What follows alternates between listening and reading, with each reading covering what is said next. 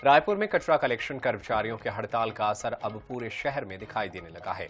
जगह जगह कचरे के ढेर लग गए हैं, जिससे लोगों को भारी परेशानी का सामना करना पड़ रहा है। कर्मचारी अपनी 18 सूत्रीय मांगों को लेकर हड़ताल पर हैं।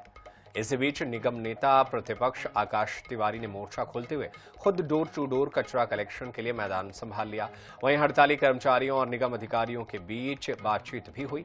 जानकारी के मुताबिक आपसी सहमति के आधार पर कचरा उठाने को लेकर चर्चा हुई और आश्वासन के बाद गाड़ियां चलाने की बात सामने आई है। हालांकि सुबह से कई इलाकों में अब तक कचरा गाड़ियां नहीं पहुंची हैं, जिससे लोगों की परेशानी बनी हुई है।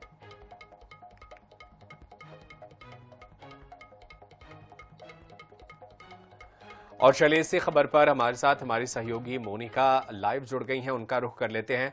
मोनिका, कचरा प्रबंधन एक बेहद अहम मसला है। अगर इसी तरीके से कचरा सड़कों पर पड़ा रहा तो लोगों के लिए सड़क पर चलना मुश्किल हो जाएगा। ऐसे में क्या कुछ कार्रवाई हो रही है?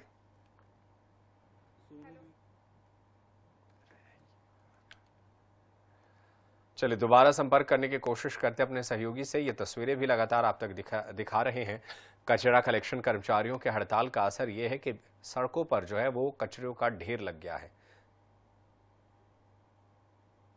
और इसी खबर पर चलिए दोबारा अपने सहयोगी का रुख कर लेते हैं। हमारे साथ मोनिका दुबे हैं।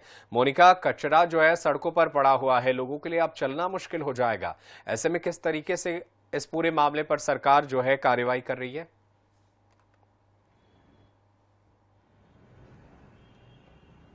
जी बिल्कुल, देखिए राजधानी रायपुर की स्थिति है जहां पर सबसे पहले इसकी शुरुआत जो हुई, मैं आपको बता दूं, डोर कचरा कलेक्शन करने वाले जो जितने कर्मचारी हैं वो 18 सूत्रीय मांग को लेकर राम की कंपनी जिसके अधीन वो काम करते हैं मोर्चा खोले हुए हैं और कह रहे हैं कि हमारी मांग पूरी नहीं होगी तो डोर टू डोर कचरा कलेक्ट नहीं करेंगे। 5 दिन से हड़ताल पर थे। अधिकारियों के साथ बातचीत हुई और बातचीत के दौरान ये एक दोनों के बीच में एक सामंजस्यता ये हुआ, दोनों के बीच में बातचीत ये हुई कि जो वो अपने काम पर लौटेंगे, क्योंकि लोगों के घरों में कचरा इकट्ठा होना शुरू हो गया। लोगों ने क्या किया कि 5 दिन घर में कचरा कौन रखेगा, इसलिए उन्होंने सड़कों पर फेंकना शुरू किया। इसी वजह से राजधानी रायपुर की सड़कों में, गलियों में, मोहल्लों में, हाईवे में जो कचरे हैं, चारों तरफ जो गंदगी का आलम है वो पसरा नजर आया। सबसे इसमें महत्वपूर्ण बात यह है कि जो जिम्मेदार हैं उन्होंने किसी भी तरीके से बयान देने से मना कर दिया। सिर्फ ये कहते रहे कि कर्मचारी जल्द ही काम पर लौटेंगे। लेकिन जरा सोचने वाली बात यह है कि एक दिन भी अगर घर से कचरा कलेक्ट नहीं होगा तो राजधानी रायपुर की स्थिति क्या होगी। लाम बंद हो गए, ताला बंद कर दिया कर्मचारियों ने और यहां लोग परेशान होते रहे। आखिरकार इस पूरे मामले पर जो विपक्ष ने इसे भुनाने की कोशिश की, विपक्ष के जो नेता प्रतिपक्ष नेता हैं निगम के आकाश तिवारी खुद कचरे का गाड़ी चलाते हुए निकले और डोर टू डोर कचरा कलेक्ट करने लगे। इसके बाद एक सूचना आती है कि कर्मचारी सुबह काम पर लौटे हैं, लेकिन जब हमने इसकी रियलिटी चेक की तब पता चला कि सुबह से कोई भी कचरा गाड़ी किसी गली मोहल्ले वार्ड में नहीं गया है। अभी भी राजधानी में जो सड़कों में कचरा है चारों तरफ देखा जा रहा है। देखने वाला विषय यह होगा कि इसका समाधान कब तक हो पाता है और इसको लेकर प्रशासन और शासन की ओर से क्या कुछ स्पष्ट होने वाले हैं।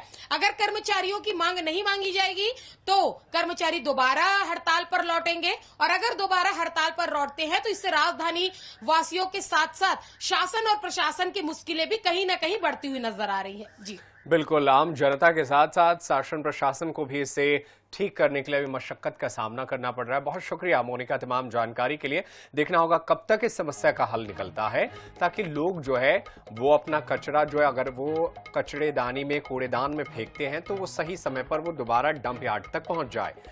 कब तक ठीक होता है ये देखना होगा।